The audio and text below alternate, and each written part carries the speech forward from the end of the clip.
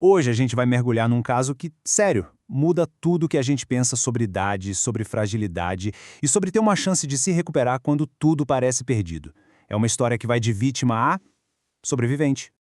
E a pergunta que fica é: será que tem uma hora que é tarde demais para uma segunda chance? Essa é a questão central aqui. É um dilema que, sabe, médicos enfrentam, famílias discutem e que, no fundo, todo mundo já parou para pensar nisso alguma vez na vida, né? Então, vamos desenhar o cenário. A gente está falando de uma senhora de 99 anos. Ela já estava em cuidados paliativos, considerada frágil demais para qualquer outra cirurgia. Para muita gente, a história acabaria aí. Mas é exatamente o que acontece depois disso que faz esse caso ser tão uau, tão inspirador. Bom, e tudo começou de repente. Uma crise que apareceu do nada e que virou de cabeça para baixo tudo o que se imaginava para o futuro dela. Então, em janeiro de 2025, essa é a nossa paciente. Uma senhora de 99 anos que, olha só, ainda era independente nas suas coisinhas do dia a dia, claro, com uma supervisão. A vida dela estava estável, sabe? Até que uma dor de barriga muito forte a levou para o hospital. E o diagnóstico que veio foi um BAC, isquemia mesentérica. O que é isso? Basicamente, o sangue parou de chegar numa parte do intestino dela. E quando isso acontece, o tecido começa a morrer. Uma emergência gravíssima com risco de vida imediato.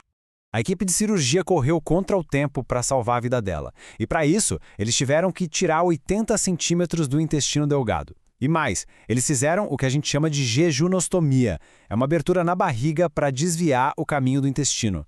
Isso salvou a vida dela, sem dúvida. Mas foi aí que começou um desafio completamente novo e gigantesco.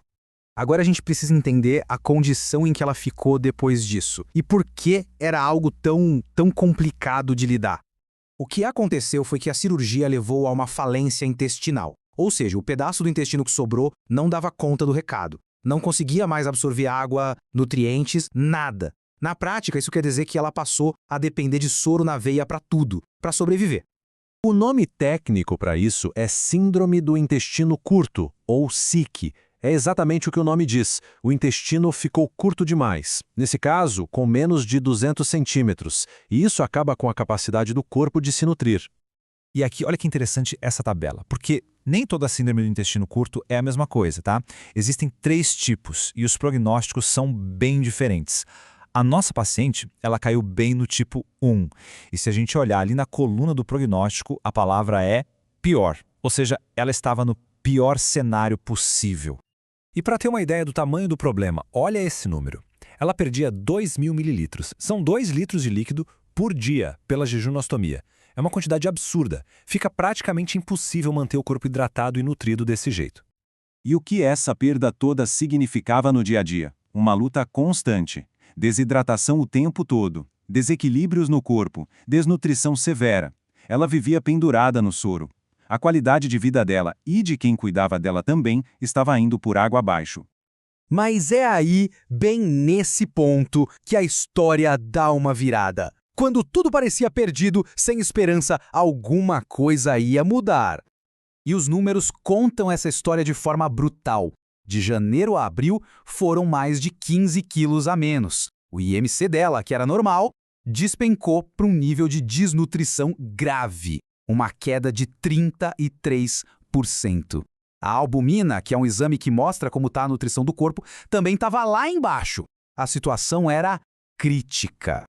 E olha, diante de um quadro desses, a decisão que a família tomou no início é totalmente compreensível. Poxa, 99 anos, super frágil.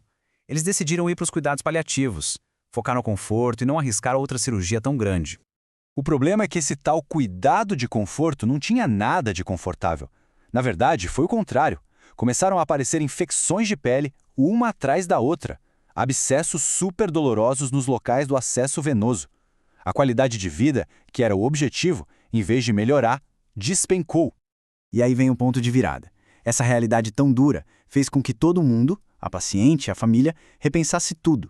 Eles olharam para a situação e decidiram que, sim, valia a pena correr o risco. Valia a pena tentar a cirurgia de reconstrução. E aqui que a gente entra no capítulo final. E, sinceramente, o mais incrível de toda essa jornada.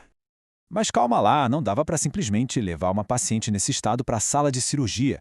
Antes foi preciso um preparo intenso, o que os médicos chamam de pré-habilitação. Foi tipo um intensivão para deixar ela forte o suficiente. Isso incluiu otimizar a saúde dela de todas as formas e, o mais importante, 15 dias recebendo nutrição direto na veia para recuperar as forças. Foi um trabalho de equipe mesmo, cirurgiões, nutrólogos, terapeutas, todo mundo junto com exercícios e até relaxamento para preparar o corpo e a mente dela. E deu certo. No dia 16 de maio, a cirurgia aconteceu. A equipe conseguiu reconectar o intestino dela, fazer tudo funcionar de novo. Dá para imaginar a tensão, né? E depois, o alívio. Um sucesso total.